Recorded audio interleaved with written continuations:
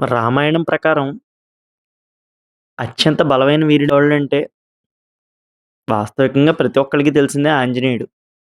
కానీ ఆంజనేయుడితో సమానమైన వీరుడు మరొకడున్నాడన్న విషయం మాత్రం చాలా కొద్ది మందికే తెలుసు. అతనెవళ్ళో కాదు, సాక్షాత్తు రావణాసురుడి కొడుకైన ఇంద్రజిత్. ఆయన్నే మనం మేఘనాథుడని పిలుస్తారు.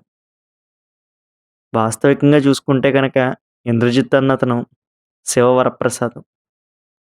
ఈశ్వరుడికి తపస్సు చేసి కన్న బిడ్డ. ఆల్మోస్ట్ ఈశ్వరాంశే. మహాశక్తివంతుడు. ఇంద్రుడిని సైతం జయించగలిగేంత శక్తివంతుడు.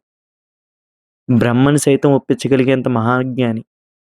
దేవతా దేవతలందరినీ తన భక్తితో మెప్పించగలిగాడు. అంతటి శక్తివంతుడు. అధర్మం వైపు ఉన్నాడన్న ఒక్క కారణం చేత ఇంద్రజిత్తుకి రావాల్సిన గుర్తింపు రాలేదు గానీ, వాస్తవికంగా అతను ధర్మస్వభావి. తన తండ్రికి ఎదురు చెప్పే ధైర్యం లేక, తన అధర్మం వైపు ఉన్నా కాదనలేక యుద్ధంలోకొచ్చాడు. కానీ నిజానికి అతిపెద్ద వీరుడు.